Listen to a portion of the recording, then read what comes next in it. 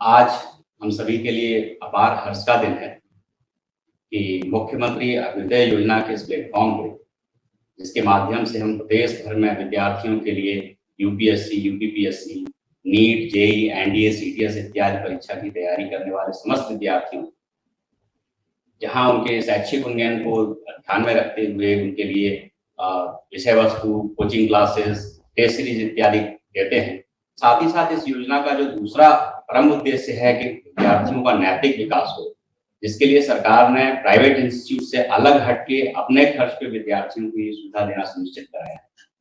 इस मूल्य संवर्धन और नैतिक विकास को दृष्टिगत रखते हुए आज हम एक बहुत ही विशेष आयोजन आप विद्यार्थियों के लिए लेके आए और इस आयोजन में हम आज के कार्यक्रम में हमारे मुख्य अतिथि प्रोफेसर DS चौहान सर हैं, जो कि हमारे जेईई के जो विद्यार्थी हैं, जिस इंजीनियरिंग इंस्टीट्यूट में एडमिशन लेने के लिए गवर्नमेंट कॉलेज, प्राइवेट कॉलेज और प्रदेश भर की अन्य इंस्टीट्यूट में एडमिशन लेने के लिए जहां कठिन तैयारी करते हैं, वहां सर यूपीटीयू के वाइस चांसलर रह चुके हैं, जिनके दिशा निर्देशन में प्रदेश भर के समस्त सरकारी, गैर सरकारी इंजीनियरिंग इंस्टीट्यूट्स चले हैं और साथ ही साथ लवी प्रोफेशनल यूनिवर्सिटी, अन्य कई विश्वविद्यालयों में वाइस चांसलर के तौर पे कार्य करने के बाद सर एक लंबी सेवा देने के बाद जिनके कैरियर की शुरुआत बीएचयू से हुई, बनारस हिंदू यूनिवर्सिटी से जिन्होंने अपनी शुरुआत की और साथ ही साथ वहाँ से पढ़ाई भी की, सर वहाँ के एलुमनाई भी रहे, आज हमारे बीच हैं। तो सर को आज हम अपने बीच पाके बहुत प्रसन्न हैं। हम आज मुख्यमंत्री अभ्युदय योजना के प्लेटफॉर्म पे प्रदेश भर के विद्यार्थियों के लिए सर का बहुत बहुत स्वागत अभिनंदन करते हैं। सर आपका बहुत बहुत स्वागत है। आपका सर बहुत बहुत आभार कि आपने अपने कीमती समय में से विद्यार्थियों के लिए ये समय दिया है। सबसे पहले सर हम आपसे यही जानना चाहेंगे कि आपका कैरियर जो कि 68 से बनारस हिंदू यूनिवर्सिटी में एज ए स्टूडेंट शुरू हुआ, आपने 72 में यहाँ से बीटेक की BHU IT से और फिर एमटेक करने के बाद फिर आप प्रोफेशन में आए, फिर आपने PhD की न सिर्फ हिंदुस्तान में बल्कि विदेश के विश्वविद्यालय में भी आपने पढ़ाई की। आपसे अगर हम कहें इतनी लंबी जीवन यात्रा को अगर आप कुछ शब्दों में विद्यार्थियों के बीच रखना चाहें, सब थोड़ा सा इस पर प्रकाश डालें आप। हमारी जो पीढ़ी है वो आजादी के बाद की पीढ़ी है, एक दशक बाद की। जन्म तो मेरा 1949 का है, लेकिन पढ़ाई मेरी प्रथम क्लास से ही बचपन के बाद प्रारंभ हुई है। तो ऐसा कह सकते हैं कि उस पीढ़ी ने केवल सरकारी पाठशालाओं में, सरकारी विश्वविद्यालयों में, सरकारी संस्थानों में ही अपना अध्ययन प्रारंभ किया और सरकार का जो प्रारंभ का जो काल था वो बड़ा अच्छा था। अध्यापक बहुत अच्छे थे, किसी को कोचिंग की, किसी को इस प्रकार की ट्रेनिंग की आवश्यकता नहीं होती थी और ज्यादातर लोग अपनी ही निजी तैयारी से ही बैठते थे। जितनी भी प्रतियोगात्मक परीक्षाएं होती थी सबको पास भी होते थे। आज के युग में तो खैर बिना इसके अब काम भी नहीं चलता। सबके लिए, सब बच्चों को अपनी जो मूल शिक्षा है उसके अलावा भी बहुत बड़ी एक ट्रेनिंग लेनी पड़ती है, कोचिंग लेनी पड़ती है। और जितने भी हमारे देश में बड़े बड़े संस्थान चल रहे हैं उनमें आने वाले छात्र भी कोई कोटा से आता है, कोई आकाश से आता है, कोई JRS से आता है। इस प्रकार के जो कोचिंग इंस्टीट्यूशंस खुले हैं उन्हीं के माध्यम से वो भी एक संस्था का रूप ले रहे हैं। और जो अच्छे मेधावी छात्र जो इसमें पारंगत है वही इसको शिक्षा भी देते हैं, ऑनलाइन भी देते हैं, ऑफलाइन भी देते हैं। अब इन सब में से एक विषय आता है कि माता पिता के सानिध्य में पढ़ने वाले, उनकी महत्वाकांक्षा और आकांक्षाओं के अनुरूप अपने बच्चे को बनाने वाले सभी समाज के अभिभावक वर्ग, और फिर भी देश में यदि कोई कहे कि भारतवर्ष का स्थान बड़ा कम है चारित्रिक दृष्टि से और ऑनेस्टी की दृष्टि से, और हमारे यहाँ की जो नैतिक शिक्षा है उसका, बल्कि आप कहीं भी शहर में देखें, गांव में देखें, तो एक जो मॉरल सिविलाइज्ड जो सोसाइटी होती है, हर एक को बुरा तो लगता है पर उस बुराई के लिए इकट्ठा होकर के दूर करना इसका अभाव दिखाई देता है। और इसलिए बचपन से ही या तो स्कूलों में या समाज के परिवेश में और परिवार में बच्चों का ये ध्यान रखना होगा कि हमारे देश की जो लगातार आने वाली पीढ़ी है, जो आधुनिक शिक्षा प्राप्त कर रही है, उनके बीच में वे संकल्प भी बने जिसके कारण से व्यक्ति नैतिक जीवन और बड़ा संकल्पवान जीवन, बड़े उदात्त और उद्देश्यधारी जीवन, और साथ साथ में कुछ भी हो जाए हम सहन करेंगे लेकिन अपना देश किसी प्रकार से उसका कोई नुकसान ना हो। किसी कवि ने जैसे कहा है कि मैं दिन चार रहूं न रहूं मां, तेरा वैभव अमर रहे। जब तक मैं नहीं सहन करूंगा और मैं अपने देश के लिए कटिबद्ध संकल्पवान नहीं होगा, तब तक देश में मेरे किए हुए का कोई प्रभाव नहीं दिखाई दे।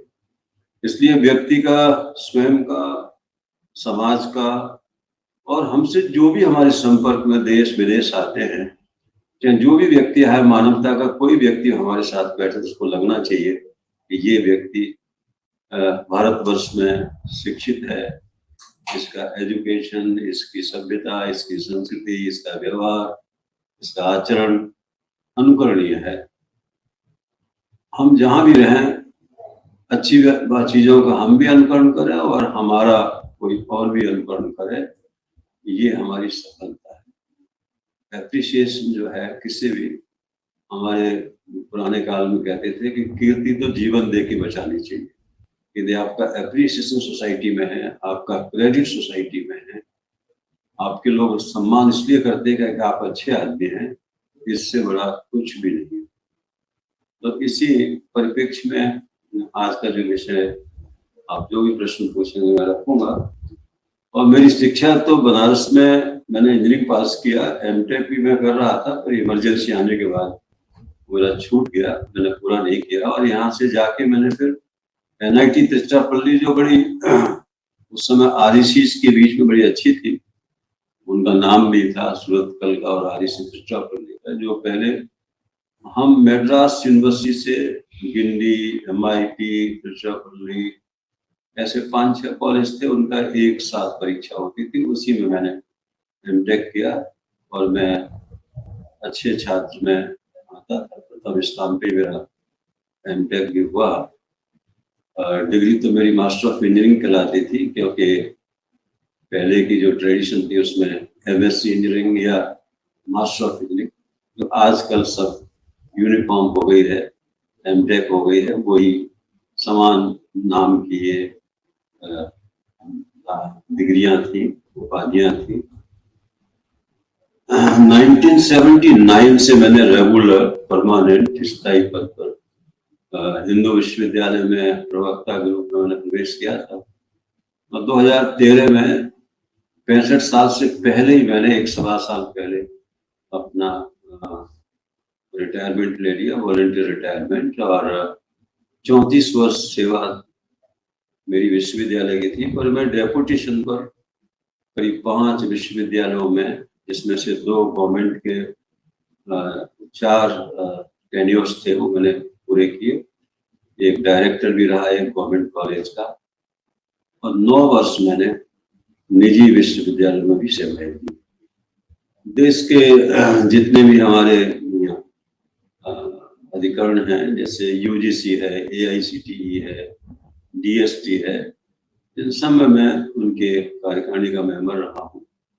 अनेक विश्वविद्यालयों का जो संघ है AIU, उसका भी अध्यक्ष रहा हूँ, सेक्रेटरी जनरल भी रहा हूँ, वाइस प्रेसिडेंट भी रहा हूँ।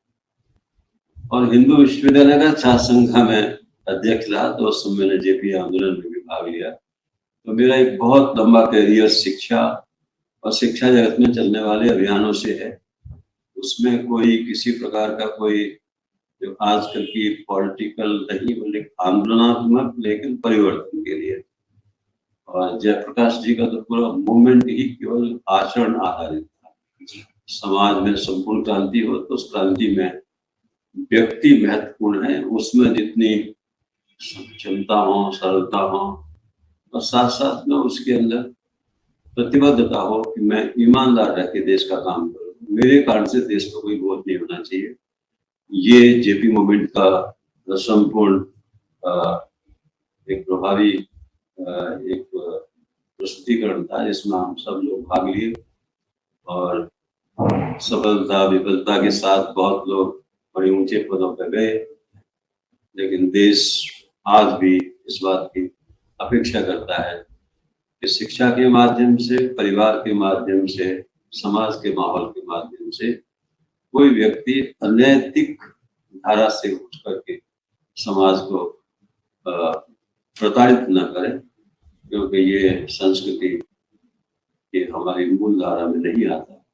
कोई इसको अप्रिशिएट भी नहीं करता। व्यक्ति व्यक्ति का शोषण करे या उसकी हिंसा करे या उसको दबाव डाले या उसको, इसमें सभी का है, नर नारी, उसमें माता बहनों सबका है। कोई व्यक्ति लिंग भेद न हो, सबका समान शिक्षा हो, समान जॉब की उनको अपॉर्चुनिटी भी हो। जैसे संविधान में लिखा है, उसमें कर्तव्य और अधिकार दोनों ही यदि हमारे देश में पुष्पित हो, पल्लवित हो, तो राष्ट्र का विकास हो। और भारतवर्ष से सारा विश्व अपेक्षा करता है, क्योंकि यहाँ यूथ भी बहुत है और इनको बाहर जाना ही होगा, जाते भी हैं। आज करोड़ों की संख्या में यूथ बाहर गया है और अपनी उसने छाप छोड़ी है।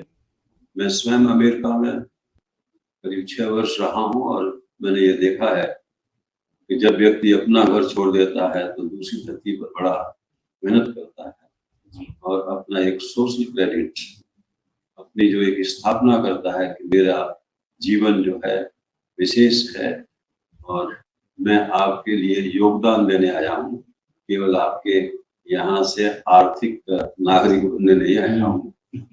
इसका जो है अनुभव सभी करते हैं। मैंने अमेरिका में देखा है कि जहाँ भारतीय रहते हैं वहाँ के तो कॉलोनी के मूल्य भी बढ़ जाते हैं, और वैसे ही शिक्षा क्षेत्र में भी जब देखो हर अध्यापक को लगता है कि हमारे अंदर में कोई इंडियन आ जाएगा तो अधिक अच्छा काम होगा। और शोध प्रकल्प भी उनके माध्यम से बहुत अधिक आते हैं। तो मुझे लगता है कि आज का विषय, यदि आप प्रश्न पूछेंगे तो और भी जवाब दूंगा। एक प्रश्न सर हम रखना चाहेंगे, जैसा कि आपने बताया कि जयप्रकाश आंदोलन ने आपके जीवन में बड़ी अलग प्रकार की भूमिका निभाई, जहां आप विद्यार्थी के तौर पे और फिर काम में आने के बाद भी मूल्यों को आपने बहुत नजदीक से देखा, उसी जीवन को आपने जिया। तो आज का जो वर्तमान समय है, जब हम आज को देखते हैं तो अब आर्थिक उन्नयन ही एकमात्र उद्देश्य रह गया है इस पीढ़ी के आगे, जहां वो आर्थिक विकास को ही अपना सर्वोपरि लक्ष्य मानता है। शिक्षा का जो उद्देश्य ये होता था कि मूल्यों का विकास, जिसका एक परम उद्देश्य था, वो वर्तमान समय में इस स्तर पे आ गई है कि आर्थिक विकास और व्यक्तिगत विकास पे ही जो सीमित हो गई। तो राष्ट्र के विकास की भावना से दूर हटके जो युवा पीढ़ी इस ओर अग्रसर है, एक अंधी दौड़ दौड़ रही है, इस पे सर आप क्या कहना चाहेंगे? जब व्यक्ति समाज में उसका ये विश्वास नहीं होता कि मुझ पर कोई कष्ट आएगा तो समाज सहयोग देगा, और आर्थिक यदि मेरा कोई आवश्यकताओं का संसार मेरे सामने, मेरे परिवार का या मेरे घर में कोई गरीबी है और मैं शिक्षा अच्छी प्राप्त करना चाहता हूँ, तो पहले ऐसी बहुत सारी छात्रवृत्तियां होती थी। ऐसे आज समाज बहुत दूर तक 75 वर्ष हो गए हैं, ऐसी राशि भी हो सकती है। पहले टाटा की स्कॉलरशिप मिलती थी, अब डीएसटी भी देती है, यूजीसी भी देती है। लेकिन समाज के हर एक महानगर में, छोटे नगरों में, ग्रामीण अंचल में भी इस प्रकार के समाज में लोग पैदा हो कि वो होनहार बच्चों को भी प्रोत्साहित करे, और उसको जब ये विश्वास हो जाएगा कि मेरा अभाव मेरा समाज पूरा करेगा, तो फिर वो एक नैतिक जीवन की ओर प्रतिबद्ध होगा। वो अनावश्यक रूप से इस प्रकार का संग्रह नहीं करेगा, क्योंकि हमारे यहाँ पर जैसे अहिंसा है, ब्रह्मचर्य है, सत्य है, अस्तेय और अपरिग्रह है, ये हमारे यम में आता है। सामाजिक जो कोड ऑफ कंडक्ट है उसमें आता है। न तो हम अपग्रह ही नहीं होंगे, अपरिग्रही मतलब भाई हमारा कोई कष्ट की दे तो हम इकट्ठा कर सकते हैं धन, लेकिन अनावश्यक धन इकट्ठा करने की आवश्यकता नहीं है। और फिर जो लोग कहते हैं कि भाई जब आपका बैंक में रहे तो देश को फायदा होता है, वो काला ना हो, सफेद हो, समाज के कहीं ना कहीं काम आने वाला हो, आपके भी काम आने वाला हो। और अपरग्रही का ये है कि ये मेरे काम का नहीं है तो दूसरे का काम तो आए, मैं किसी न किसी को इसको किसी न किसी रूप में दूं। जैसे आजकल लोग क्रेडिट कार्ड रखते हैं, धन है भी और नहीं भी है, क्योंकि वो सब सरकारी सामाजिक क्षेत्र में है। तो आजकल तो इतना डायरेक्ट इनडायरेक्ट हम लोग सहयोग ले सकते हैं, और इसलिए कोई अनावश्यक जो है, जो अनैतिक जीवन जीने की जो अभिलाषा है बड़े बड़े पदों में, जितना व्यक्ति बड़े पद पर जाता है उतना ही उसके यहाँ अधिक पूंजी दिखाई देती है, पकड़े भी जाते हैं, ईडी है, सीबीआई छापे पड़ते रहते हैं। तो ये एक मैसेज जानी चाहिए बचपन से ही कि एक प्रवृत्ति ऐसी बननी चाहिए कि हम, पहले लोग कहते थे कि भाई शिक्षा के क्षेत्र में ये 5 आयाम थे, सत्य बोलो, धर्म पर चलो, माता को भगवान मानो, पिता को मानो, गुरु को मानो जी। अब ये पांचों के पांचों अधिष्ठान हमारे हिल गए जी। शिक्षा में पुनः कैसे भी डायरेक्ट इनडायरेक्ट रूप में इनका परिवेश समावेश होना चाहिए। और जब बच्चे के मन में ये लगेगा कि राष्ट्र मेरे लिए बहुत आवश्यक है, बिना इसके लिए मैं नदी को मुझे इसलिए गंदा नहीं करना है क्योंकि इसकी गंदगी से मेरी ही मौत हो सकती है जी। ऐसे ही समाज को मैं गंदा करूंगा तो समाज में मैं जीऊंगा कैसे जी। और ये सारी गंदगी सबसे अधिक आती है वो मानसिक गंदगी से आती है, वो आर्थिक आचरण सब में बदल जाती है। इसलिए मन शुद्ध है, ऐसी सारी शिक्षा की जो मतलब परिवेश में मूल्यों का शिक्षण भी हो, अभ्यास भी हो, और व्यक्ति जहाँ गलती करे वहां पे उसको इस प्रकार से उपदेश भी मिलेगा, भाई ऐसा मत करो। जैसे ग्रामीण अंचल में कोई व्यक्ति अपने ऐसी अवहेलना करता था, हम स्कूल में देखते थे कि पिताजी जब ले गए तो सबसे पहले गुरु के चरण स्पर्श करो, नहीं करोगे तो देखो बहुत पाप लगेगा, डराते थे। पाप का अर्थ है डिमेरिट, अच्छा काम नहीं है कि आप इग्नोर करो अपने अध्यापक को। तो अध्यापक को भी लगेगा कि भाई मैं क्यों इग्नोर करूं अपने बच्चे को, वही जिसको शिक्षा देनी है, और देनी ही तो है, कोई आर्थिक चीज तो है नहीं, केवल ज्ञान है, देने से मेरा भी बढ़ेगा, इसका भी बढ़ेगा। तो हमारे देश में नैतिकता जो थी वो फूट फूट के भरी हुई थी, घर से ही शुरू होता था, अपने से बड़ों का आदर करना, माता पिता का आदर करना, समाज में ये सब था, बहन भाई ये रिश्ते थे। भगवान की भी हमने जो आराधना की तो माता पिता के रूप में। तो आज के शिक्षा क्षेत्र में भी अब जैसे रामकृष्ण मिशन ने 3 वॉल्यूम लिखे हुए हैं मॉरल एजुकेशन पर, ऐसे क्रिश्चियन स्कूल्स में भी मॉरल एजुकेशन पे काफी साहित्य मिलता है। अब तो पूरे हायर एजुकेशन में जो है वो बिजनेस की एथिक्स है तो वो भी है, इंजीनियरिंग एजुकेशन में भी है, भाई कोई व्यक्ति सिविल इंजीनियर है तो उसको जो दिया गया है उसको असाइनमेंट, उसमें केवल कॉस्ट कटिंग नहीं करना है, ये भी देखना है कि जिस व्यक्ति ने पैसा खर्च किया है वो सुरक्षित रहे, वो किसी प्रकार से टूट के न गिर जाए। तो आज जो है मल्टी स्टोरी बिल्डिंग में व्यक्ति घुस रहा है तो उस इंजीनियर की डिजाइन के विश्वास पे घुस रहा है, इतना पैसा खर्च करने के बाद कोई मौत के मुंह में थोड़ी घुसता है। तो हम सबका, मेरा कहने का अर्थ यही है कि चाहे वो प्राइमरी स्कूल की शिक्षा हो, चाहे वो मिडिल स्कूल की हो, चाहे वो और स्कूल के आगे की भी हो, और चाहे वो कॉलेज की हो, हर जगह व्यक्ति के जीवन में ये दिखना चाहिए और एक दूसरे को सपोर्ट करना चाहिए, अप्रिशिएट करना चाहिए। कोई अच्छा है तो उसकी प्रशंसा भी करनी चाहिए, एप्रिशिएशन जो होता है उससे और प्रोत्साहन मिलता है। एथिक्स की सर आपने बात की कि हर क्षेत्र की अपनी एक एथिक्स है। सरकारी सेवाओं में या जो हमारे बच्चे डॉक्टर्स बनते हैं, इंजीनियर्स बनते हैं, या विभिन्न सरकारी सेवाओं में जाते हैं, आईएएस बनते हैं, आईपीएस बनते हैं, एक पक्षीय जो शैक्षणिक विकास को लेके बच्चे आगे बढ़ रहे हैं, मूल्यों का विकास इनमें नहीं हो पा रहा है। उस अपेक्षा है। दो बातें हैं, एक तरफ तो किसी वाइट सीट पे एक दो भी धब्बे होते हैं तो ज्यादा दिखते हैं, होते एक दो हैं पर दिखते ज्यादा हैं, लेकिन इस वर्ग से नैतिकता की एक ऐसी अपेक्षा होती है देश की, क्योंकि पूरा का पूरा देश उन्हें फॉलो करता है। मैंने एक चीज का अनुभव किया है कि हम हल्का सा अनकंसर्न हो गए भारतवर्ष में। जैसे मैं छात्रावासों में और उसके सामने की सड़कों पे सभी विश्वविद्यालयों में करीब करीब मेरा जब कार्यकाल रहा है, तो मैं अकेला ही सब जगह घूमता था, छात्रों से बातचीत करता था। तो अनभिज्ञता में वो अपने मित्र से जो बात करते थे, वो एक बार का एक इंडिकेशन पर प्रेम का नहीं था, एक टॉलरेंस का नहीं था, बल्कि उसमें एक कल्टीवेशन ऑफ, जैसे भाषा की जो अभाव दिखता जी। जैसे ब्रज क्षेत्र में भी देखा मैंने, पंजाब में भी देखा, गालियां जो अपने समाज में प्रचलित हैं वो सभ्य समाज में यूनिवर्सिटी में वाइस चांसलर है। मैं जेपी में भी रहा हूँ जी, और जीएल में रहा हूँ, ये तीन तो निजी क्षेत्र की हैं।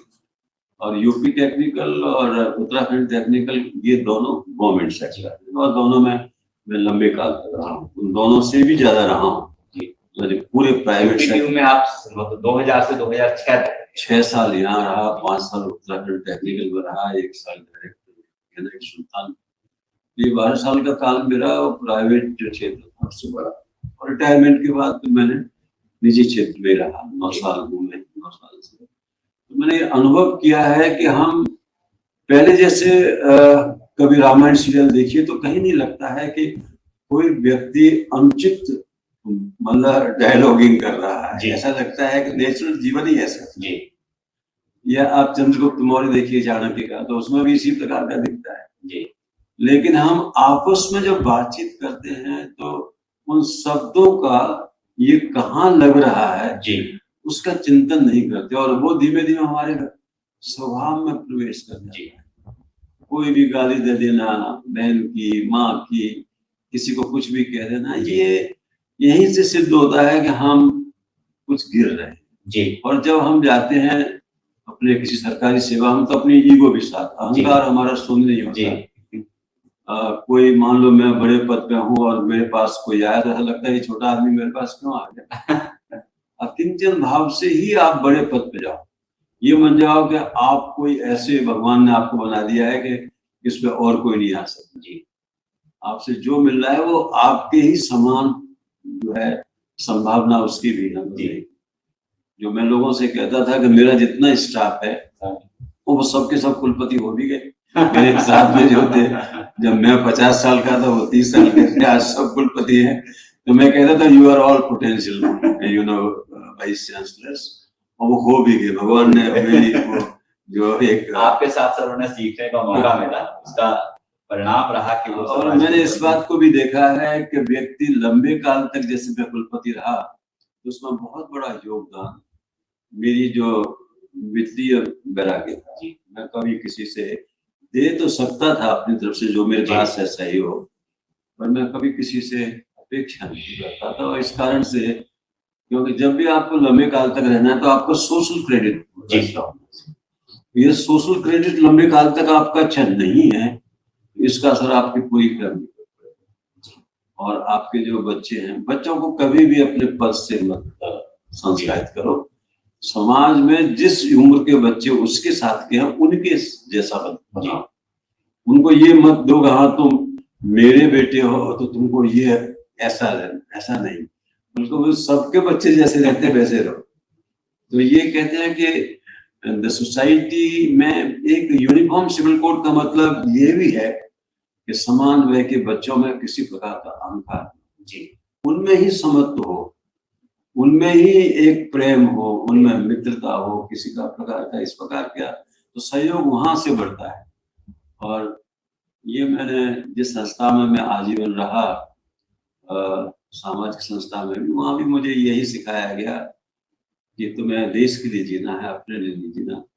ये तुम देश के लिए पढ़ाई करोगे तो अच्छी पढ़ाई करोगे, तो अपने लिए करोगे तो उतनी अच्छी नहीं करोगे। वास्तव में ये एजुकेशन चेंज हो जाता है, समीकरण ही चेंज हो जाएगा मन में कि देश के लिए जब पढ़ना है तो अच्छा करो।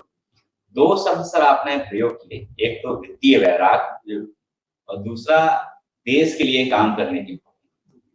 इन दोनों चीजों को हम अपनी मशीनरी में कैसे इनबिल्ट करें कि ये जो हमारी आने वाली पीढ़ी है वो ऑलरेडी इससे पोटेंशियल शक्ति के साथ विकसित हो सके। एक निमित्त शब्द आता है संस्कृत में, और गीता में तो बड़ा अच्छा आया है कि तो काम तो मैंने पहले ही कर दिया है।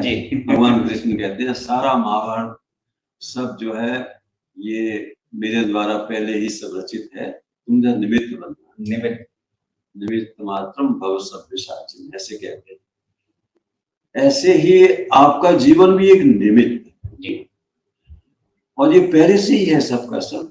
यदि आपने ये सोचा कि मुझे जो तनख्वाह मिल रही है ये तो 8 घंटे की तनख्वाह है, आप 12 घंटे काम करो, सब जो 4 घंटे आपका है वो समाज के लिए काम आए सरप्लस। तो जो निमित्त जितने घंटे आप बन सकते हो समाज के लिए, वही समाज के काम है। जिसका आपने मूल्य ले लिया है जी, वो तो आपने एक व्यापारिक है, आपने वेतन लिया और आपने काम किया। लेकिन जो आपने बिना वेतन के काम कर दिया, और मुझे लगता है कि समाज की सेवा में अब आपको प्रेम से किसी से बोलना हो, किसी गरीब से बोलना हो, किसी अमीर से बोलना हो, तो वहां पे कौन सा उसका वेतन मिलना है? आपकी सभ्यता है समाज की, तो अच्छा बोलना, अच्छा व्यवहार करना, सहयोग करना, ये सब निमित्त है। इसके माध्यम से ही आप ऊपर उठते हो। और ज्ञान और वैराग्य हमारे यहाँ कहा गया है कि ये तो पक्षी की 2 पंक्तियां हैं जी, जैसे वो उड़ता है वैसे आप भी उड़ सकते हो। तो ज्ञान भी अच्छा होना चाहिए, साथ साथ में और कोई वैराग्य हो ना हो, कम से कम धन का वैराग्य तो जरूर होना चाहिए, क्योंकि समाज में सारे दोस्त इसी के माध्यम से आते। एक सर आपने आपका पूरा का पूरा कैरियर अगर हम लोग देखें सर, दोनों क्षेत्रों में, सरकारी क्षेत्रों में और प्राइवेट क्षेत्र में आपने समान रूप से योगदान दिया है, और देश विदेश में आपने भारत की प्रतिष्ठा को, देश की प्रतिष्ठा को और हमारे बनारस हिंदू यूनिवर्सिटी की प्रतिष्ठा को बहुत संबल दिया। और आप कह सकते हैं हम लोग कि आपसे प्रेरित होकर न सिर्फ विद्यार्थी बल्कि अध्यापक भी आज देश में अलग अलग जगहों पे अपने काम को बखूबी अंजाम दे। तो जो आपका दोनों कार्य क्षेत्रों का अनुभव, इसमें अगर हम तकनीकी कार्य सभ्यता के अंतर को जानना चाहें कि सरकारी और प्राइवेट क्षेत्र में कैसा आपको लगता है, क्या क्योंकि प्राइवेट में एक मोटिव होता है कि देखिए सरकार में तो ये है कि आपको पूरे पब्लिक की जिम्मेदारी है, और सरकार की जो जिम्मेदारी आपकी है अंततः सामाजिक क्षेत्र की सारी तो पब्लिक को खुश होना आपसे जी, आपको पब्लिक की जो अपेक्षाएं वो पूरी करती है, चाहे वो सरकार को उससे यश मिले चाहे आपको मिले, क्योंकि हमेशा अच्छे काम का यश एक को नहीं हजारों को मिलता है। जैसे वर्षा से कितने लोगों को लाभ होता है, जब वर्षा होती है वो कोई नहीं जानता, और जैसे ही मान लो किसी चीज की अति हो जाए तो उसका नुकसान भी होता है। इसलिए सम्यक जो है आपका व्यवहार है और सबके लिए है, वही समाज के लिए लाभ। टेक्निकल फील्ड में केवल आपका इतना ही है कि देश का जो विकास तकनीकी विज्ञान का जो हो रहा है उसमें आपका योगदान रहे जितना पूरा देश का, क्योंकि आपको सबके साथ रहना है, तो आप ऐसा कुछ तो नहीं कर सकते कि जिसमें लगे बड़ा विशाल कुछ आपने कर दिया, लेकिन जो आपके सामने है उसी में सही सही बढ़ते रहो और आपका योगदान दिखाई देगा। लेकिन आपका जो व्यवहार है, चाहे वो आर्ट्स का टीचर हो, चाहे वो साइंस का टीचर हो, चाहे वो टेक्निकल हो, चाहे मेडिकल हो, इसमें तो सबका समान है। उसके पैरामीटर्स बस इतना हो सकता है कि आपके सामने छात्र आएगा, उनके सामने कोई बीमार आदमी आएगा, लेकिन प्रेम से बोलना, मन से उसको सुनना, उसमें कुछ नहीं जाए। और मुझे लगता है कि वो आपको सनसनी भी बनाता है, योग भी। तो इस तरह से आप जो है, और टेक्निकल एजुकेशन में तो खैर मेरा पूरा जीवन रहा है, करीब मैंने पढ़ा है तो ज्यादा एक 10 साल टेक्निकल एजुकेशन की शिक्षा मैंने अपने लिए अर्जित की, और उसके बाद में करीब मैंने 60-70 बच्चे मेरे PhD भी किए, एमटेक भी ऐसे ही नंबर में करीब 30-35 किए होंगे। तो और पढ़ाई तो जन कितने मुझे खुद मैं उसकी नहीं कर सकता आकलन, लेकिन एक अध्यापक अपने संपूर्ण जीवन को विद्यार्थियों के लिए समर्पित कर दे तो उससे अच्छा कुछ भी नहीं है, क्योंकि वो ये सोचे कि मैंने कितने बीज फेंके हैं जंगल में और कितने वृक्ष उसके आए, ये तो कोई नहीं जानता। लेकिन ये अवश्य है कि समाज में अध्यापक का जो ज्ञान होता है वो एक बीज होता है, आने वाली पीढ़ियों को सब मिलते हैं। आज चाहे हम गीता पढ़ें, चाहे भागवत पढ़ें, ये सब व्यास जी की कृति है, तो उससे जैसे आज हमको ज्ञान मिलता है वैसे हम जो कर रहे हैं आने वाली पीढ़ी को मिले। यानी कि वृक्ष कबो नहीं फल धके, नदी सच्चे नीर, हमें बनना तो के कारण है साधन जो प्रकृति में देना ही देना है, वैसे हमें प्रकृतिस्थ होना होगा कि हम अपनी प्रकृति को ऐसा बनाएं जैसे प्रकृति सबको देती है, जैसे हम भी देते। सबसे बड़ी नैतिकता जो है वो प्रकृति में ही है, प्रकृति में है। नहीं राष्ट्रीयता के विकास के लिए आजकल जैसे हम जापान को देखते हैं, न्यूजीलैंड को देखते हैं, और देश में जगह जगह और अलग अलग चीजों में जापानी मॉडल, शिक्षा के क्षेत्र में भी ये वर्ड आजकल यूज हो रहा है। न्यूजीलैंड में किस प्रकार से विकास हो रहा है, इन चीजों को लेके चल रहे हैं। तो क्या हम वहां से कुछ ऐसे उदाहरण ले सकते हैं जिससे हम अपने यहाँ की पीढ़ियों में युवाओं में राष्ट्रीयता की भावना का विकास कर सके? क्योंकि अगर राष्ट्रीयता विकसित हो जाए तो बहुत प्रकार के हमारे देश में ये सबसे किसने अधिक प्रभावित किया है, एक तो नोन है, एक अननोन। अननोन का तो मुझे नहीं पता है कि कितने लोग ऐसे होंगे जिन्होंने लेकिन जैसे देखा जाए तो विवेकानंद का जैसे प्रभाव है, स्वामी विवेकानंद ने रामकृष्ण मिशन को दिया तो उसका जो प्रभाव, गांधी जी चले गए लेकिन फिर भी सर्वोदय तो उन्हीं का दिया हुआ था। तो ऐसा नहीं है कि पूरे आजादी के आंदोलन में बहुत सारे महापुरुषों ने योगदान दिया, जैसे बाबा साहब आमटे थे तो वो लिप्रोसी की सेवा, स्वाध्याय वाले थे पांडुरंग शास्त्री, ऐसे लाखों लोग हैं जिस देश में महापुरुषों की संख्या अधिक होती है। और कलेक्टिव जैसे मान लो गुरु गोविंद सिंह जी लंगर जैसे गरीबों को कितना समाज जो था वो काम कर पाया, कम से कम भूख से तो नहीं मरा। ये तो हमारे देश में ग्रेट फैमिन बंगाल का फेमस है, इसमें करोड़ों लोग मर गए। पेंडेमिक्स बड़े बड़े फेमस है जिसमें लाख करोड़ों लोग मरते थे। पूरे समाज का एक मॉडल बनना चाहिए। और देश सेवा तो आज भारत इतना विकसित है कि उसको किसी के मॉडल की आवश्यकता नहीं है, सबसे बड़े मॉडल तो भारत में ही उपलब्ध है। बस इतना ही है कि हम में जो भेद डाल गए, मतलब अंग्रेज आए तो शायद हो सकता है कि 10 लाख में एक आया हो, पर करोड़ों को के अंदर जो पीड़ा दे गया तो बांट गया। और ये जो हमारे देश में बहुत ज्यादा ऊंच नीच का भाव नहीं था, क्योंकि मैं तो राजस्थान के गांवों से ही आया हूँ और मेरे गांव में कोई किसी प्रकार का ऊंच नीच का भाव नहीं और एक दूसरे से प्रेम था। होगी भी दूरी, जैसे मान लो हम मेहतर से केवल होली के दिन गले मिलते थे पर वैसे नहीं भी तो हाइजीनिक, लेकिन वैसे सब तो भोजन पानी तो सब उनको हम मतलब होता ही था, सब बड़ा कॉपरेशन था। It was a very high profile corporation, उसमें बुराई ना देख करके, और उसका विकास होता तो विकास भी हो सकता, क्योंकि ये लोकल आइडेंटिटी थी। यदि मान लो कोई व्यक्ति एक स्थान से दूसरे स्थान पे जाके अपनी आइडेंटिटी चेंज कर दे, मैं तो ये नहीं हूँ, मैं तो केवल तो कोई उसको अस्वीकार नहीं करती। तो अभी भी ऐसा है, मैंने देखा है बहुत सारे छात्र मैंने भारत के विदेशों में देखे जो बड़े सामान्य परिवारों के रहे होंगे, वहां जाकर के उनके मतलब अद्वितीय क्षमताओं को देख करके मुझे लगता था कि अरे यार यहाँ ना आता तो ये कैसे विकसित होता है। तो मुझे आज भी ऐसा लगता है कि भारतवर्ष का जो व्यक्ति है उसमें शंकराचार्य होने की संभावना भी है, विवेकानंद होने की भी है, और कुछ ना हो तो देश के लिए ऐसा तो हो सकता है कि देश को बोझ ना हो। हाँ, संयम हमारे देश का बहुत बड़ा एक धर्म रहा है। जो आबादी है, पॉपुलेशन है, लैंड बहुत कम है और धीमे धीमे प्रकृति भी विपरीत होती जा रही है।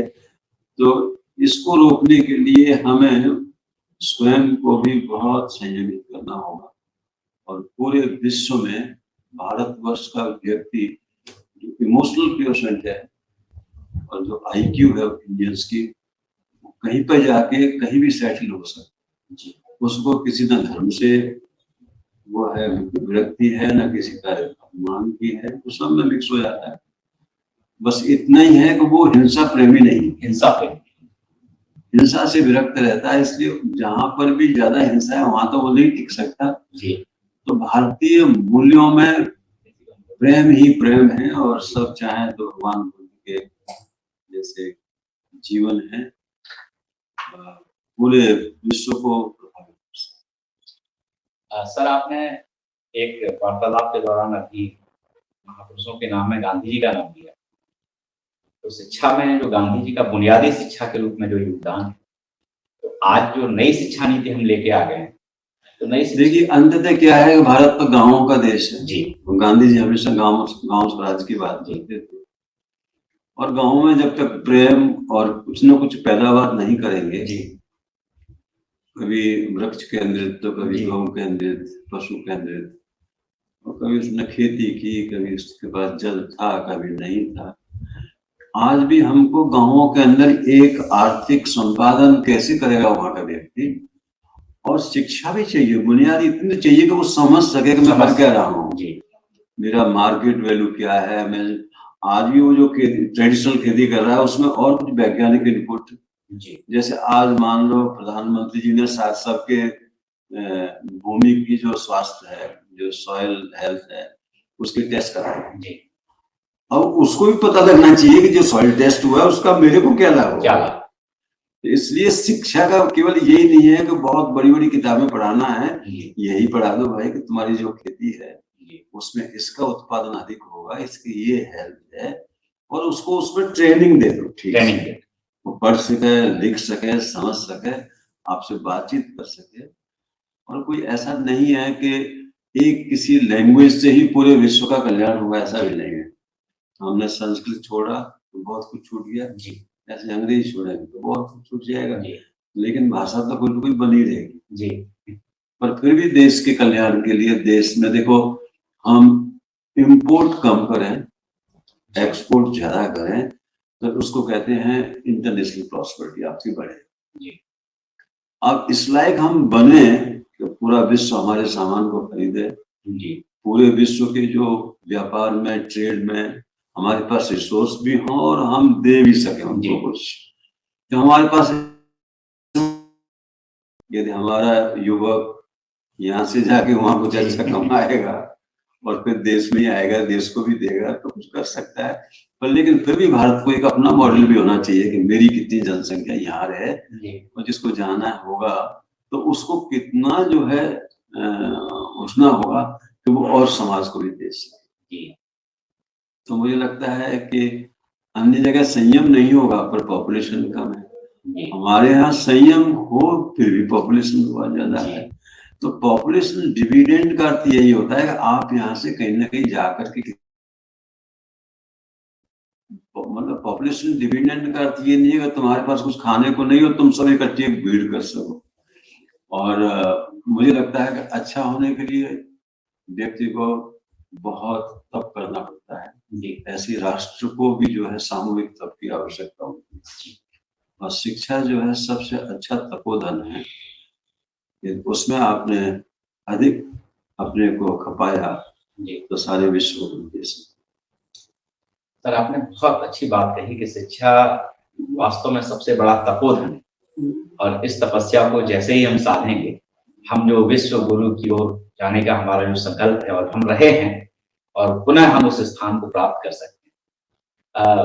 क्या आप सर, जैसे आपने कृषि पे बहुत जोर दिया और किसानों को तकनीकी के ज्ञान से समृद्ध करने की बात, क्या हम कृषि और चरित्र विकास में कोई संबंध देखते हैं?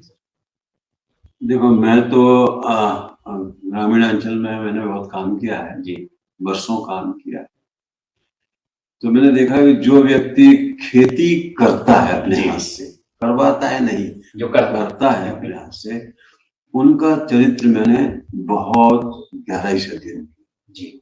उनमें मुझे दोष, एक तो असत नहीं बोलते थे, जी जितना खेत में हुआ है उसका कोई अहंकार नहीं साबित ना हुआ है, जी और यदि उनके पास सरप्लस है तो देने में उनको कोई हिचक नहीं है। कोई आपने मूल्य दिया है कि नहीं दिया है? तो नैतिक मूल्यों का जो व्यक्ति करता है जी। कृषि, उसमें मैंने अधिक देखा, जी और जो करवाता है उसमें उससे कम है, जी और जो न करता है न करवाता है बल्कि उनके फल को अपने यहाँ इकट्ठा करता है, उसमें तो और कम है।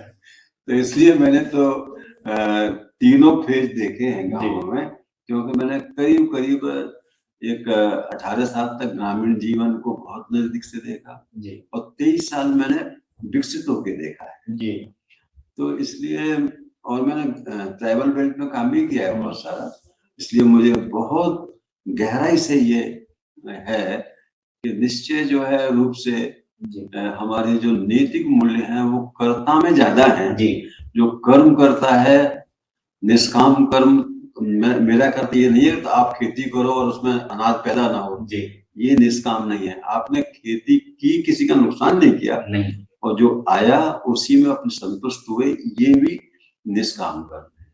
संतोष के साथ में करना किसी काम को, उसके फल से संतुष्ट रहना, ये भी निष्कामता है जी। और ये मैंने ग्रामीण अंचल में बहुत गहराई से देखी। और देखा भी जाए तो एक होती है इम्पोज्ड संतोष, जैसे मान लो किसी बच्चे ने एग्जाम दिया, जो परसेंटेज आएगी उस पर संतोष करना ही पड़ेगा। तो एक है फोर्स संतोष, आप दुखी हो, असंतुष्ट है, पर करोगे क्या करेंगे? You can not do, you can not change your marksheet जी। तो एक होता है सहज संतोष, जो मैंने किया है, भगवान ने मुझे वो दिया है, मैं इससे और आगे इम्प्रूव करूँ और आगे। ये जो है कल्पना है कर्मयोग का, जो डायनेमिज्म है जी, ये ग्रामीण अंचल में भरा पड़ा है। और ऐसा ना हो कि हम ऐसी शिक्षा दे दें कि वो भी बिगड़ जाए जी। इसलिए मैं लोगों से ये कहता हूँ, be cautious, give something so they will always improve their what they have। इस प्रकार का मेरा रहता है। और मुझे लगता है कि जितना सिंपलिसिटी, जैसे विदेशों में रहा तो वहां भी लोग कहते थे Indian habits are saving habits जी। और सारे विश्व में इंडियंस की जो बचत है ना वो सबसे अधिक जी। जो कमाएगा और बचेगा नहीं तो वो संतुष्ट रह ही नहीं सकता जी। हमारे यहाँ संतोष बचत में है, 10 रुपया कमाओ 5 बचा लो, समझो बहुत संतोष जी। और जो व्यक्ति कम में काम चला लेता है उसको ईमानदार होने में कोई दिक्कत ही नहीं है। सही बात। यदि मान लो मैंने 100 रुपया कमाया और मेरा काम 75 में चल जाए तो मुझे बीमा की जरूरत क्या है? इसलिए हमारे जो ईमानदारी के बीज हैं, नैतिकता के बीज है, वो हमारे दर्शन शास्त्र में ही जी। बस केवल हमको उसको एक बार चेतना में रखना है जी। तो कोई कह रहा था मुझसे, भाई जब भगवान के जाओगे तो क्या लेके जाओगे? तो एक ही सिद्धांत है, छोड़ के जाना है और जाना है। जाना भी निश्चित है और छोड़ के जाना भी निश्चित है। हम कितना छोड़ के जाना है उसके लिए क्या परेशान कर रहे हो जी? है सारे समाज को। ये तुमने मान लो 100 करोड़ छोड़ के गए जी, उसके लिए तुम सारे समाज को डंडा मार रहे हो। तो ये भी एक दृष्टिकोण है कि भाई मैं किसी का शोषण नहीं करूंगा, अब सबका पोषण करूंगा जी। पोषण भाव बहुत होना चाहिए। मैं ज्ञान का पोषण करूंगा, फिर मैं भोजन का पोषण करूंगा, फिर मैं और आवश्यकताओं का पोषण जो है, आवश्यकताएं जो है वो विषय वासना की आवश्यकता नहीं, जितनी आवश्यक है उसको आवश्यक है। Necessity the mother of invention जो कहा गया है कि जब मैं किसी चीज की खोज करने लगूं तो इसका मतलब वो मेरी नेसेसिटी है जी। जैसे प्यासा आदमी पानी की खोज करता है, वैसे ही अर्थशास्त्र का नियम ये है, खोजो उसको जो सबकी आवश्यकता है, जो सबकी आवश्यकता है जी। तो एक तरफ तो आप सर प्रकृति के सानिध्य की बात कर रहे हैं युवा पीढ़ी की, और विकास को हम लेके आगे बढ़ रहे हैं, तो तकनीकी को हमें आगे लेके जाना, तो क्या इन दोनों में सामंजस्य बैठा के? टेक्नोलॉजी तो ऐसी है कि जब आप काम करने लगते हो जी, तो अपने आप उसमें भगवान आपको एक चेतना देता है कि इसको ऐसे सुधारो जी। संसार में जितना सुधार हुआ है वो करने से हुआ जी। जो आदमी बहुत एक्टिव है वही कुछ परिवर्तन करता है। हो सकता है आपके सामने एक नई खोज आई हो, पर उस क्षेत्र में भी किसने किया हो, और उसमें करते करते वो वहां तक ले आया उसको। आप जो कर रहे हैं वो हो सकता है आप नहीं जानते हो आपने क्या किया है, पर दोनों का योगदान है। ये परस्परम जो है, जो एक तरह से हम उन्नति कर रहे हैं, भावयंत परस्परम, जैसे गीता में कहा गया है कि एक दूसरे को बढ़ाओ। अब मान लो किसी व्यक्ति ने फिजिक्स पढ़ी, उसमें उसने बहुत विकास किया, मैंने कुछ और पढ़ लिया, उसमें भी, तो हम एक दूसरे को भी जो है सहयोग कर सकते, भावयंत परस्परम का।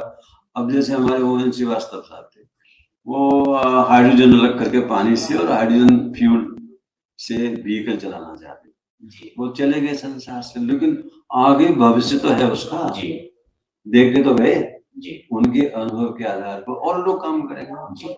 तो कहने का अर्थ ये है कि आने वाली पीढ़ी को करने वाला ही कुछ दे के जाता है, जो नहीं करता है वो कुछ दे के नहीं जाता। नाई वही अच्छे बाल बनाएगा जो बनाता रहता है, नया नया नया नहीं बना पाएगा।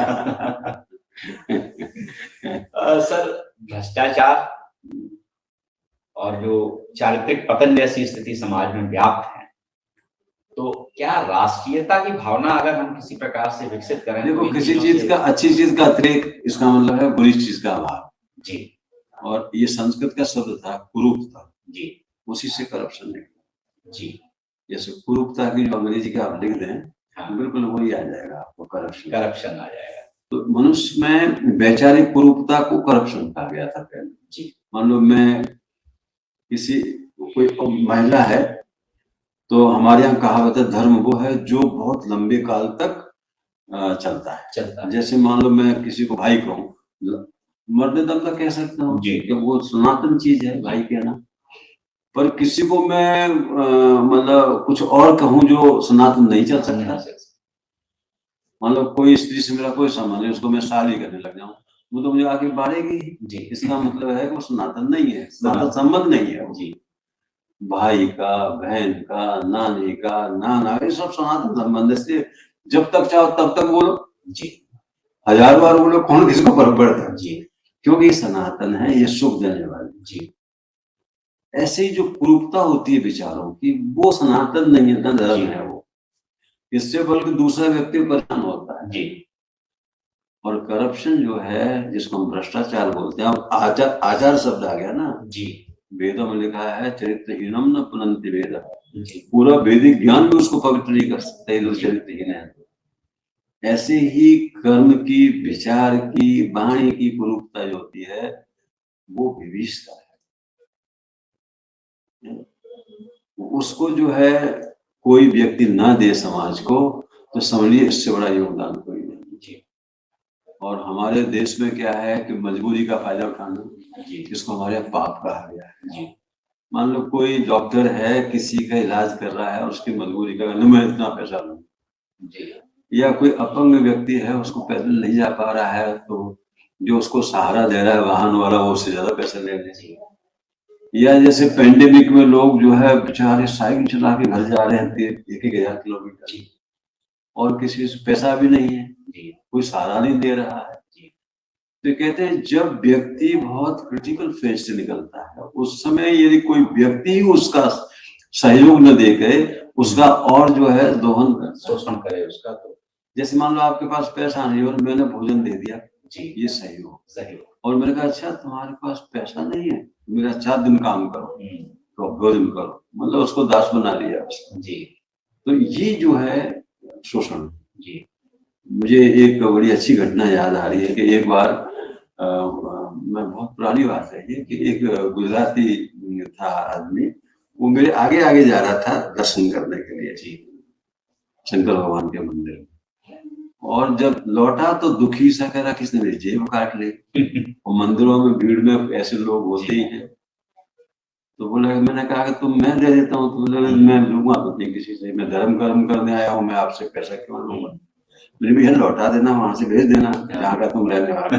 नहीं, मैं ये सब नहीं करूँगा। आप मुझे कोई एक, तो यहाँ पे जंगमबाड़ी में एक फर्नीचर की दुकान, वहाँ आया, और उसमें जो है वो फर्नीचर बनाते थे। उसने कहा मैं खाती हूँ, मैं आपका फर्नीचर बना दूंगा, जितना और को दे जितना मुझे दे दीजिएगा, जब मेरा पूरा हो जाएगा मैं घर चला जाऊंगा। अच्छा, ये जिस पे तुम बैठे हो ये उसने ही बनाया है। अरे बाप रे।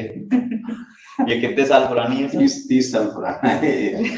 तो वो जो है उसने कहा कि इसको बनाने में यदि हम अपने लेबर को इतना पैसा दें, जी, बोला देखो मैं धर्म कर्म स्थान पर हूँ, मुझे आप इसका 60% दो। क्या बात। और चला गया वो यहाँ से गुजरात।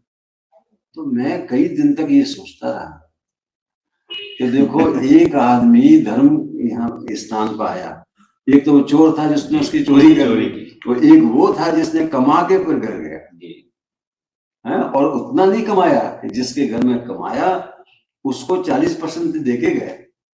ये देखिए एक प्रश्न सर उमड़ा अभी मेरे मन में कि एक तो वो चरित्र जिसकी आप बात कर रहे हैं, और वो तब की बात है जब हमारे देश की साक्षरता का स्तर काफी कम था, और आज हमारे यहाँ डेटा लेवल पे हम कहते हैं साक्षरता का स्तर बहुत अच्छा हो गया है। 90% से ज्यादा बच्चे प्राइमरी एजुकेशन पूरी कर चुके हैं, इंटरमीडिएट भी, फिर हायर एजुकेशन में भी काफी बड़ी संख्या है। तो क्या ये हम शिक्षा के स्तर पे बढ़ रहे हैं, और ये चारित्रिक रूप से क्या हम उतने समृद्ध नहीं हो पा रहे हैं? देखिए कोई व्यक्ति पहली क्लास से लेकर के और पीएचडी तक आप पढ़ेंगे जी, कोई बात ही नहीं करता कि देशभक्ति की बात आप पहली क्लास से ले लीजिए और अंतिम तक जी, और मान लो बात करते होंगे महापुरुषों की, पर उसमें से मैं कैसे उसको फॉलो कर सकता हूँ, ऐसे उदाहरण नहीं आते, प्रेरक जीवन हमारा नहीं बनता जी। बल्कि कभी कभी तो बड़ा उल्टा होता है। जैसे कोई बहुत सिंपल अध्यापक होगा जी, उसके प्रति हमारे मन में वितृष्णा यानी क्या है, एकदम फटे हाथ। एक बड़े अच्छे अध्यापक थे, वो 56 में हमें पढ़ाने आते थे जब हम इंजीनियरिंग कॉलेज में, पढ़ाते बहुत अच्छा थे। तो हम आपस में चर्चा करते थे कैसा टीचर है, पढ़ाते तो बहुत अच्छा है पर रहता कैसा। जी, मतलब simplicity was must be respected जी, and knowledge must be respected. जब तक भारतवर्ष में सिंपलिसिटी एंड नॉलेज है ना, जैसे पहले सन्यासी होते थे वो क्या होते थे, सेल्फ इम्पोज्ड पॉवर्टी, पर ऐसा थोड़ी वो कैपेबल नहीं थे, वेरी कैपेबल। समझ में ना, बड़े बड़े राजा सन्यासी हो जाते हैं। भगवान बुद्ध में क्या कैपेसिटी नहीं थी, बहुत। तो ऐसे ही है कि आपके पास में क्या होना चाहिए, सिंपलिसिटी एंड कैपेसिटी। नॉलेज भी बहुत हो, कुछ कहने का भी बहुत हो, लेकिन सिंपलिसिटी।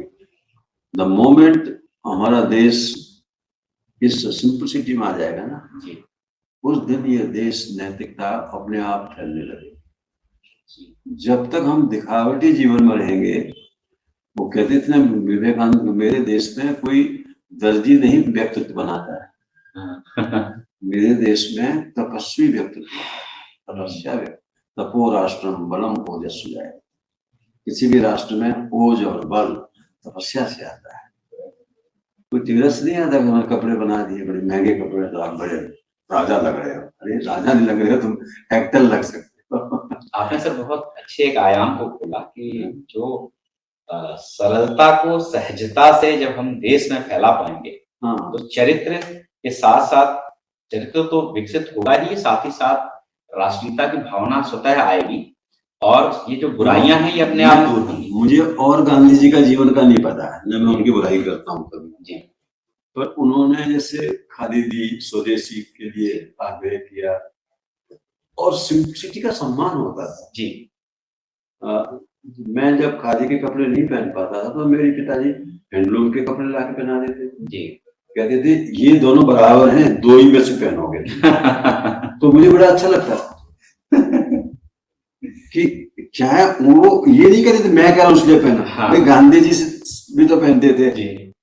अब ये जो जब बोलते थे वो, तो गांधी जी केवल मेरे लिए एक डंडा था उनके हाथ का, कि तो गांधी जी का तुम नहीं कर सकते हो जी, एक प्रकार का एक आदर्श को मेरे सामने, मैं नहीं जानता था गांधी जी कौन है, उस समय बच्ची था मैं जी, तो हर चीज गांधी जी का नाम लेकर के वो पहना देते थे। तो एक जीवन में ऐसा भी होना, जैसे राम के नाम लेकर के या हरिश्चंद्र का नाम लेकर के आप सत्य का जो है एक सहजता कर सकते हो, ऐसी जो है देश में इस प्रकार के लोगों का जीवन जो है प्रेरक प्रसंग ला करके, हाँ, सहजता जब तक नहीं आएगी, सिंपलिसिटी नहीं आएगी, मुझे ऐसा जो भौतिक जीवन का प्रभाव नहीं, जी, है ना, मेरे जीवन में हो तो आदर्शों का, जो अभौतिक चीज है उनका प्राचुर्य हो, ये आवश्यक है। ये आवश्यक, मतलब ये नहीं कि हाँ मैं, या मतलब पहले गांव में एक बार भी कोई इलेक्ट्रिसिटी उपयोग नहीं करता। सुबह गए, जब सूर्य हुआ नहा लिए, कुएं से पानी खींच के नहा, कोई नल की जरूरत नहीं पड़ती, कपड़े अपने हाथ से धोते थे सब, स्कूल जाते थे, लौट के आए, अधिक से अधिक 1 आध घंटे जो है दीपक जला लिया जी, तो बस बहुत है इतना। कहीं एक बार बिजली पैदा नहीं करते, कोई यूज नहीं करता था। उस समय ज्यादा लोग काम करते थे, गाँव में करते थे कि नहीं, सिंपल थे जी, और उन्होंने दिया भी योगदान हमारे देश को। आज भी देखा जाए तो 1960 में रुपए का जो मूल्य था, तो आज का देखो जी, उसमें 75 रुपए में 1 तोला सोना आ जाता था, हाँ, आज 50,000।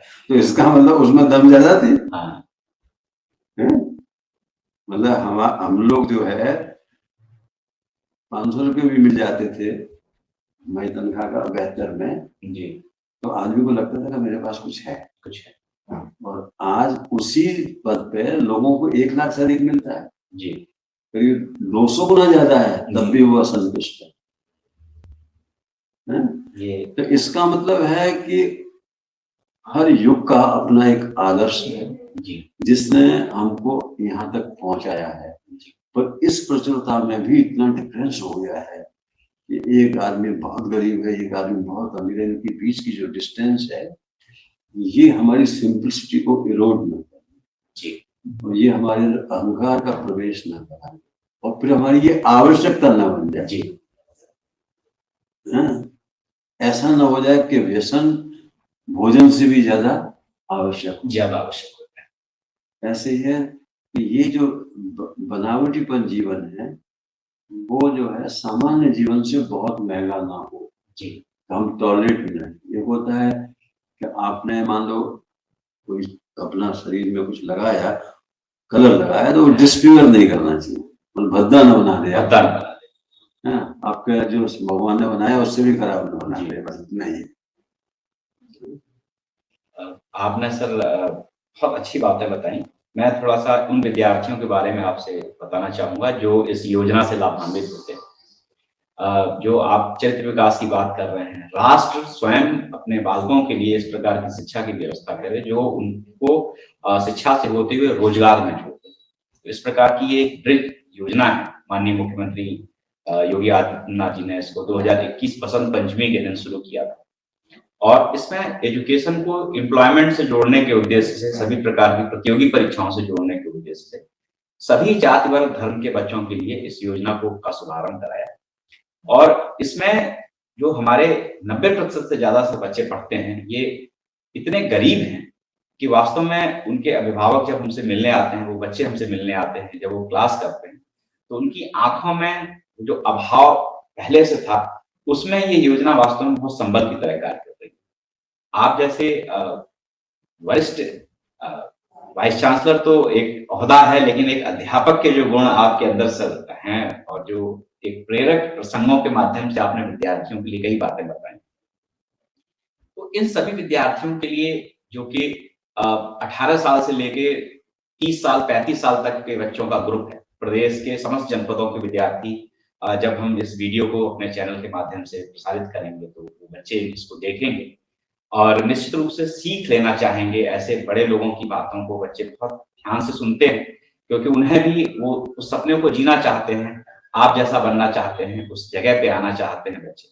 तो ये उस समय वही होता है, बीज बोने का समय होता है कि उनके उस, भले ही वो आर्थिक रूप से थोड़े कमजोर रहे, लेकिन उनमें एक ऐसा बीज बो दिया जाए कि वो राष्ट्र के लिए एक देशभक्त अधिकारी, डॉक्टर, इंजीनियर तो बने ही बने, उन सबसे पहले एक बेहतर नागरिक बन के जिनके अंदर राष्ट्रीयता की भावना एकदम प्रचुर रूप से भरी हुई वो कर पाए। तो उनके लिए एक कार्यक्रम के अंत में सभी बच्चों को समाविष्ट करके आप क्या कहना चाहेंगे सर, जिससे कि देखो, उनमें नैतिकता।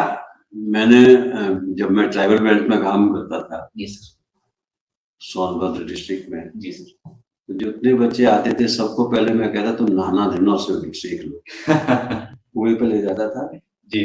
सब नहाओ। एक नाई बुलाया मैंने कहा भाई जी। सबके जितने तुम्हें लगता है वैसे उनके बाल भी काट दो। जी। और फिर उन सबको एक शीशा मैंने रखा है, तुम खुद देखो कि तुम अब अच्छे लग रहे हो ना। अब अच्छे लग रहे हो कि नहीं। उसके बाद में उनके सबके कपड़े जी। और उनसे कहता धो, प्रेस किसी और से करवा देंगे पर तुम अच्छे कपड़े पहनो। जी। और 1 घंटे तक मैं पंडित से कहता था कि इनको रामायण जी कुछ मत, जो नहीं पढ़ा है उसको भी कहो तुम मैं जैसे बोल रहा हूँ वैसे बोलो। जी। तो तीसरी क्लास के बाद में मैं उनसे डेली जो है रामायण के 5 दोहे सुनते थे। मैं केवल ये नहीं कि बस तुम जो है प्रार्थना करके बैठ जाओ, नहीं, तुम 1 घंटे उसके बाद चाहे भले रात को फिर पढ़ा देंगे कुछ। जी। तो गणित और भाषा ये 2 पे तो मेरा रहना सहना, मतलब उनको सफाई आ जाए। और भोजन जो बन रहा है उसमें तुम क्या सहयोग दे सकते हो। जी। केवल खाना ही नहीं है, बनाना भी आना चाहिए। कुछ की चीजें सीखो इसमें से। तो वो चावल कोई धो रहा है, कोई जो है दाल भी बीन रहा है, उसमें कोई कंकड़ ना जाए, ये सब करते थे बच्चे और सब मिलकर करते थे, बड़ा उनको अच्छा लगता था। जी। तो मैंने ये देखा कि कुछ दिनों बाद उन बच्चों में मैं कहता था घर पे जाओ तो अम्मा के साथ आटा गूंदना भी सिखाओ। जी। कभी कभी यहाँ भी गूंद दिया करना। अपने अपने हाथ से खाना बनाना सीखना आ गया। जी। तो समझ लो तुम आधे सन्यासी तो वैसे ही हो गए, आधे पवित्र हो गए। जी। और फिर जो है अच्छी भाषा जो होती है, वाचा मायन्ति मित्र, भाषा से तो मित्र मिलते हैं और भाषा से ईश्वर तो मिलते हैं। तो अपने शत्रु चाहिए कि मित्र चाहिए। तो अच्छी भाषा, और अच्छी भाषा में कभी भी जो है क्रोध में अच्छी भाषा नहीं निकलती। जब बोलेंगे अपना अक्रोध है उसका अभ्यास करो। जब भी क्रोध आए तो तुम पहले भगवान का नाम लो, एक माला जपो, उसके बाद बात करो। तो ऐसा मैंने जो है 23 साल तक उनसे करवाया। जी। उसमें से बच्चे निकले और वो मतलब धर्म परम तो भूल भाल गए, जो उनको सिखाया होगा, जो रामायण तो भूल भाल गए, लेकिन अच्छे बच्चे बन गए। क्योंकि उनको रामायण फामायण में याद हुआ नहीं कभी। धर्म का भी तो सर यही उद्देश्य है। लेकिन हाँ ये था कि उनका वाणी का जो वो था, जैसे बोलते समय जो जिसको विन्यास बोलते हैं, बड़ा अच्छा था। जी।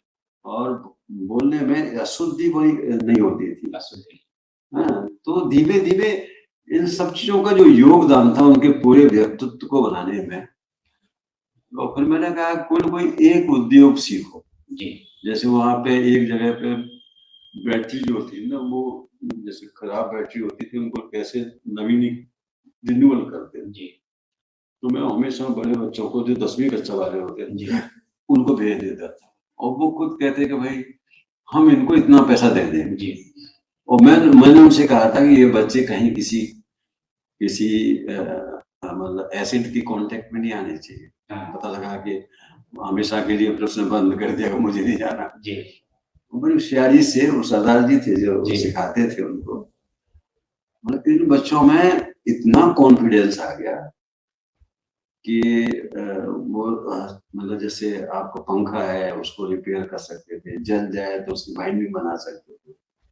तो एक तो ये है कि कोई न कोई ऐसा गुण उनको सिखा दो कि वो ढूंढ लेगा हाँ वो काम कहाँ हो रहा है। चाहे वो भले ही उनको मकान बनाना हो, है ना, कोई काम हो उस काम को वो कर सके। और एक काम कर लेगा, जैसे एक भाषा आती है तो दूसरी भाषा सीख जाता है, वैसे एक काम कर लेगा तो दूसरा काम नहीं कर लेगा। ये भी मैं देखता हूँ कि जो वर्क होता है वो मल्टीप्लाई करता है, उसकी वैरायटी में भी, उसकी गुणवत्ता में। ऐसे बहुत सारे काम वो लोग कर सकते हैं। जैसे एक मैंने उनको भेजा था च्यवनप्राश की इंडस्ट्री, क्योंकि इनके यहाँ पे आंवला भी बहुत होता था, जो विदेश में से होता था, जंगलों में काफी। हाँ, और उसको हम जो है वो डालडा के 1 केजी के जो डिब्बे आते हैं उसमें भरवा के तो लोगों के यहाँ भेज देते थे, बोले भाई एक बच्चे को तुम लोग बोल लो, वो ये बना बना के तुमको देगा, वो उसका खर्चा निकलाया करेगा इसमें से। तो ऐसे बहुत सारे देश के लोग थे, बड़े खुश होते थे और वो कहते थे कि इसके निर्माण का भी हम खर्चा देंगे और उसके पढ़ाई का खर्चा भी हम देंगे जी। ऐसे मुझे मतलब 1000-1200 लोग मिले जी। सोचो कि मैं उतना च्यवनप्राश बनवा ही नहीं सकता था, मुझे जितना लोग मिल गए। और बल्कि जो है जो ये था ना, ये कारपेट बेल्ट थी, वो तो कहते हमें दे दो, हम सब बच्चों को कारपेटिंग सिखा मिर्जापुर भदोही वाली। हाँ, वहां से पैसा भी मैं बहुत इकट्ठा करता था जी। तो ऐसा है कि काम, देखिए काम की कोई कमी नहीं है जी। एक व्यक्ति चाहिए जब वो अबोध है जी, तब तो उसको सब चीज सिखा जी। हम क्या है कि पराया बच्चा समझ के पढ़ाते हैं उसको जी। अपना बच्चा आत्मवयी पुत्र आत्मवयी शिष्य, हमारे शास्त्रों में लिखा है जी। या तो तुम्हारा बेटा तुम्हारी आत्मा है या तुम्हारा शिष्य तुम्हारी आत्मा। अब दोनों में कोई भेद मत करो जी। अर्जुन तुम्हें अश्वत्थामा से ज्यादा प्रिय होना चाहिए, तब जाके तुम गुरु, ठीक है ना जी। तो ये जो जब भाव रहेगा तब जाके समाज में ये सब चीजें आएंगी।